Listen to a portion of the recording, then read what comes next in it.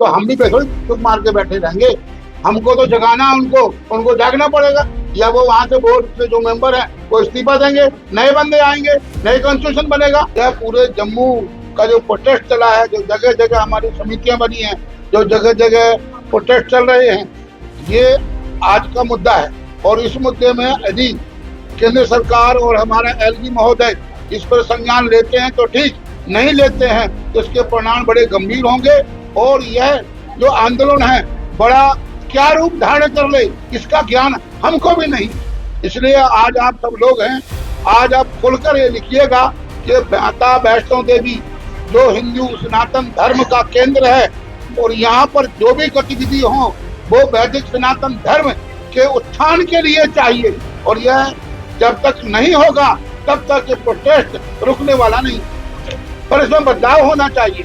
जब ये समाज जाग गया, जब समाज जाग गया कि भाई हमारे साथ तो शुरू से भेदभाव होता रहा है हिंदू सनातन धर्म के साथ।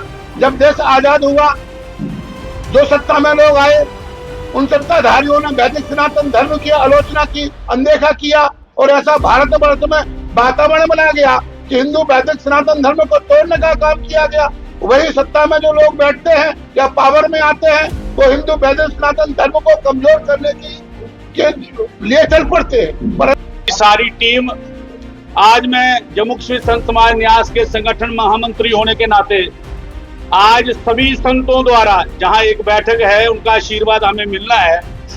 किसी कारणवश अलग अलग जगह प्रोग्राम थे, पहुंच भी रहे हैं सभी लोग, लेकिन मैं आपसे निवेदन, हमारे बीच में जम्मू कश्मीर संत समाज न्यास के उपाध्यक्ष महंत श्री राम नारायण दास शास्त्री जी बिश्नाह से, जम्मू कश्मीर संत समाज न्यास के महामंत्री परम आदरणीय महंत श्री मोहन भारती जी, स्वामी सोमानंद जी आज आपके बीच में हैं। माता वैष्णो देवी यूनिवर्सिटी में जो हमारे बच्चे, भारतवर्ष के ही बच्चे हैं, वो इनको नेट निकाल कर वहाँ उनको 42 बच्चों को सीट दी गई है। उसके विरोध में है कि जो माता वैष्णो देवी की व्यवस्था है, यूनिवर्सिटी है, वहाँ हिंदुओं के बच्चों को स्थान मिलना चाहिए। और जो मुस्लिम बच्चे वहाँ आए हुए हैं, वहाँ जो हमारे भारतवर्ष में मुस्लिम यूनिवर्सिटियाँ हैं, उनको वहाँ स्थानांतरित करना चाहिए। और जो माता वैष्णो देवी की व्यवस्था है, वो वैदिक हिंदू सनातन धर्म को मजबूत करने के लिए इसमें लगना चाहिए। जिन्हें हम फूल समझते थे, गला अपना सजाने को ये संस्था बनी है, बोर्ड बना है कि हिंदू सनातन वैदिक धर्म के उत्थान के लिए। अब जो लोग वहाँ बैठे हैं उनने विचार नहीं किया है। ऐसी क्या बात है, क्या नहीं हो सकता है? सब कुछ होगा जब हम एक हैं, हमारी मुट्ठी एक है, और हम वैदिक सनातन धर्म के उत्थान के लिए काम कर रहे हैं। और ये समाज कोई एक व्यक्ति तो उसमें नहीं है, सारा समाज है। और भारतवर्ष में बहुल समाज यही है, ये भारतवर्ष में बहुल समाज यही है, तो उसके विकास के लिए काम क्यों ना हो, और होना चाहिए, और हम करवा के ही रहेंगे। इंस्टीट्यूट बने हुए हैं, वो अपने काफ वालों को मजबूत करते हैं। हमारे यहाँ महंत विचित्र सिंह कॉलेज है, वहां पर जाकर देखिए, वो हमारे सिख भाइयों की व्यवस्था के लिए है।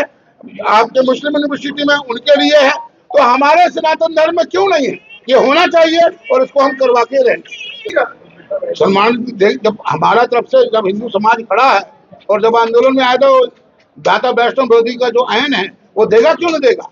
तो ये समाज जाग चुका है, अब ऐसा नहीं होने देगा। समझिए, मेडिकल सीट जो है लिमिटेड है, और जो स्टूडेंट्स है, हिंदू है, मुस्लिम्स है, जिन्होंने सीट हासिल की है, उन्हें कैसे अकोमोडेट किया जाएगा? कैसे सरकार क्या नहीं कर सकती है? ये कौन सा प्रश्न कर रहे हैं आप? सरकार किसकी है? सरकार हम आपकी है। सरकार कोई बाहर के लोगों ने नहीं बनाई है, हम लोगों ने बनाई है। सरकार को मानना पड़ेगा और बदलाव लाना पड़ेगा। तो आप चाहते हैं कि सीट्स कैंसिल होनी चाहिए? नहीं, हम कैंसिल का नहीं बोलते हैं, उन बच्चों को स्थानांतरण किए जाए। हम ये नहीं कहते हैं, उन बच्चों का कोई कसूर नहीं है। उन बच्चों को जो मुस्लिम यूनिवर्सिटी हैं वहां पर स्थान दिया जाए, और हमारे यहाँ पर हिंदू लोगों को जो वैदिक सनातन धर्म के मतावलंबी हैं उनको स्थान देना चाहिए, ना कि और किसी को। अब सिर्फ मंदिरों के अंदर आरतियों की आवाज तो गूंजेगी, और हर मंदिर से ये संदेश निकलेगा कि सभी इकट्ठे होकर के ये जो फैसला श्राइन बोर्ड का है, जहां माननीय राज्यपाल जी का है, ये कभी भी बर्दाश्त नहीं किए जाने वाला है।